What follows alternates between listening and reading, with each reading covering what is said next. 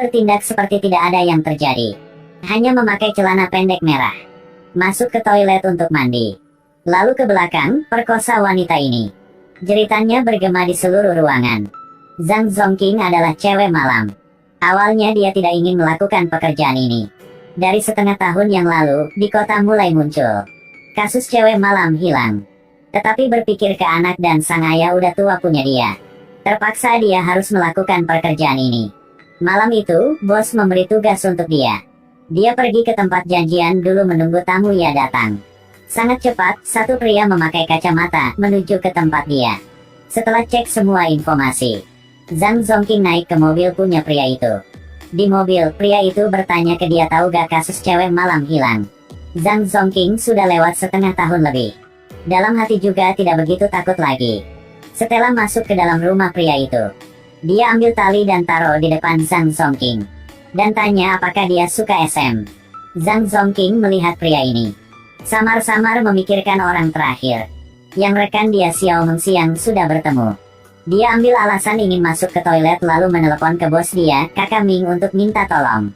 Halo, Kak Ming, sepertinya aku sudah bertemu dengan pria itu. Dia sangat mirip dengan orang yang Xiao Mengxiang ketemu di malam hari yang dia hilang. Terlihatnya sangat mirip. Lalu Zhang Zongqing buru-buru basahi rambut dia. Melihat tidak ada seorang pun di ruangan itu, dia langsung ingin membuka pintu. Ia menyentuh gagang pintu. Pria itu segera ada di sana, pukul menjatuhkannya. Lalu duduk di atasnya dengan kasar. Saat Zhang Zongqing bangun kembali, melihat dia sudah terkunci dalam sangkar. Selain itu ada 3 gadis lain sedang duduk makan. Zhang Zongqing berteriak minta tolong. Tetapi tidak ada yang peduli dengannya. Pada saat ini seorang gadis membawa semangkuk air ke tempat Zhang Zongqing. Zhang Zongqing melihat gadis ini adalah teman dia yang menghilang sebelumnya. Ada harapan di hatinya. Dia terus bertanya dia sedang di mana. Tapi Xiao Mengxiang hanya menggelengkan kepala. Tidak katakan sepatah kata pun padanya. Suara pintu terbuka, Xiao Mengxiang bangun dan cepat pergi. Tidak tahu berapa lama waktu telah berlalu. Zhang Zongqing terbangun oleh musik yang keras. Ketika dia membuka mata, dia benar-benar terpana oleh pemandangan di sekitar dia. Di dalam satu ruang rahasia tanpa cahaya. Gadis-gadis bergoyang mengikuti musik. Pria itu sedang duduk di sofa dan minum anggur. Satu gadis menuju ke arahnya dan peluk pria itu. Ini seperti mereka berjuang untuk keintimannya. Semua di sini seperti bayangan di depan mata Zhang Zongqing. Keesokan harinya, saat pesta selesai, Zhang Zongqing duduk di dinding tanpa ekspresi. Duduk sendiri, belum pulih semangatnya. Pria lain melepaskan tali di tangan dan kakinya. Bawa Zhang Zongqing dari ruang rahasia balik ke rumah. Kemudian membawa baskom berisi air untuk menyeka wajahnya. Lalu dia juga siapin makanan untuk Zongqing. Kali ini pria itu mengatakan tujuannya. Pria ini bernama Lai Muke. Dia menyelidiki latar belakang keluarga Zongqing. Berbicara tentang anak Zongqing dan ayah tua di rumah. Zongqing menangis dengan kecemasan dan ketakutan. Tapi ini tidak membuat idenya untuk keluar dari sini hilang. Zongqing minta bantuan dengan sekuat tenaga. Tapi tidak ada yang menjawabnya. Waktu berjalan hari demi hari. Zongqing dengan tenang mengambil pangsit untuk dimakan. Tidak ada lagi kerusuhan. Dia sepertinya telah menerima takdirnya. Harus pilih untuk patuh, ikutin kata-kata dari pria itu. Siap menyambut pelanggan pertama dia. Setelah selesai make up, Zongqing naik ke mobil punya Lai Muke. Lai Muke keluarkan penyadap nirkabel. Menyuruhnya menyembunyikan penyadapan di celana dalamnya. Mobil berhenti di sebuah hotel. Saat turun dari mobil, Lai Muke memberitahu Nor kamar untuk Zongqing. Suruh dia naik ke atas sendiri, tidak lupa untuk menancam dia. Ingat kata-kata saya. Tidak ada yang akan terjadi. Zongqing sampai ke kamar, di dalam ada satu orang udah tua. Dan satu pria sedang pegang kamera. Dan Lai Muke sedang pakai earphone. Mendengar suaranya Zongqing sedang disiksa.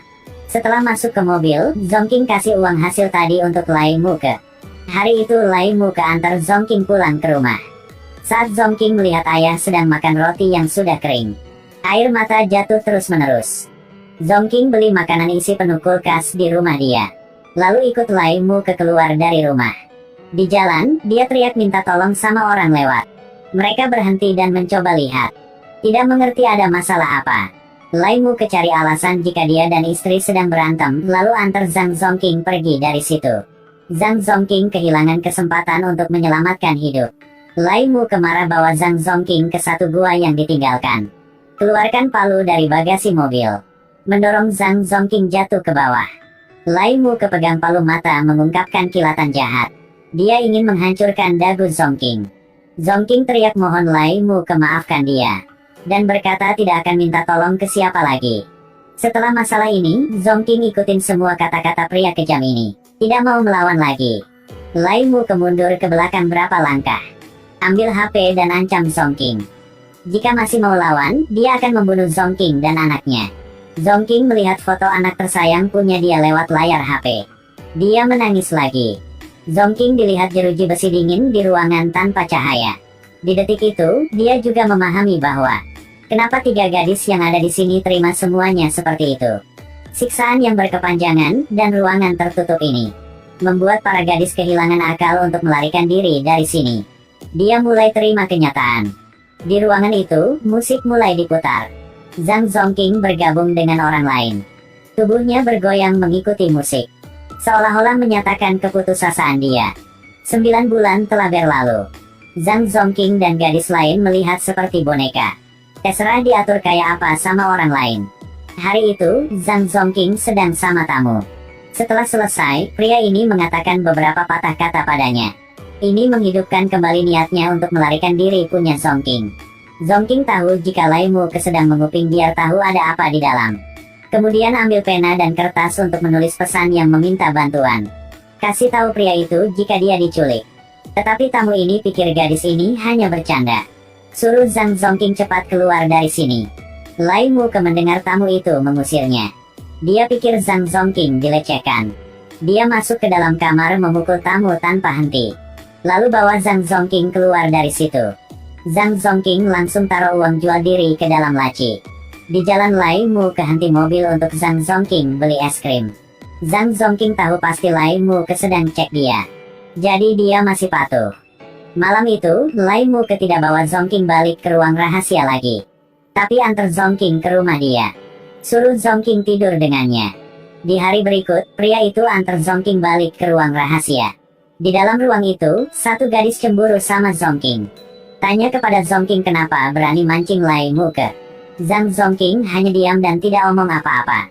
Lai Muke mendengar gadis-gadis itu berdebat. Dia melemparkan tas di depan gadis itu. Suruh gadis itu masuk ke dalam tas. Gadis itu sangat takut, terus-menerus memohon pengampunan. Tapi tidak berpengaruh. Lai Muke bawa keluarkan wanita itu. Ganti baju dia. Buka celana jin lalu memakai sepatu bot.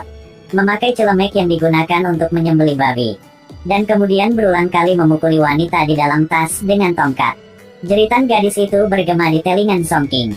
Tidak lama kemudian, banyak darah menetes di lantai. Warnai sepatu bot Lai Muke. Dan juga hancurkan jiwa Zhang Zongqing. Lai Muke seperti biasa bawa Zhang Zongqing keluar untuk cari target baru.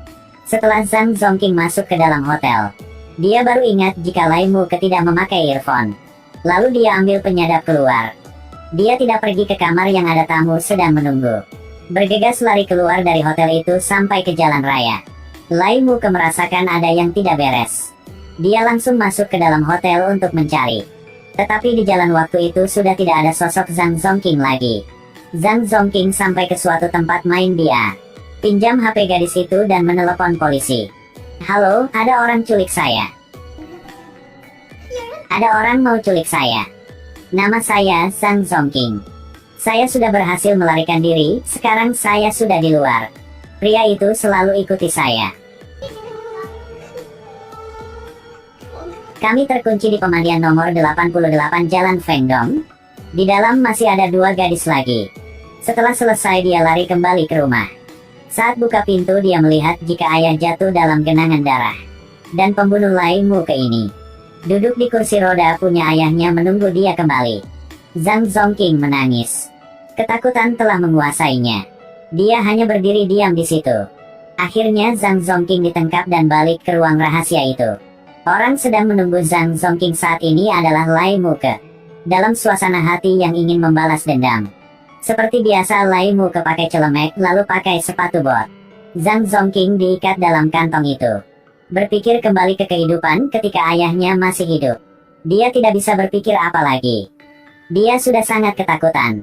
Mungkin lebih baik jika dia mati sekarang. Polisi berdasarkan informasi yang Zhong King berikan, temukan tempatnya. Lai Muke sedang menyeret tubuh untuk mempersiapkan pembuangan. Binatang yang tampak lembut ini akhirnya dihukum oleh hukum. Para gadis yang lain juga diselamatkan. Film ini berdasarkan peristiwa nyata di Henan, Cina pada tahun 2011. Karakter didasarkan pada citra kriminal Li Hao. Dia dijatuhi hukuman mati oleh pengadilan pada tahun 2014. Zhang Zhongking diculik dan dipaksa menjadi budak seks. Film ini membuat penonton sangat sedih. Anda akan melupakan identitas asli Zhang Zhongking sebagai cewek malam. Karena dia tidak berhenti mengutuk orang jahat itu. Berharap semua gadis di dunia ini tidak akan berada dalam situasi seperti itu. Harus menggunakan tubuh untuk mencari nafkah seperti itu.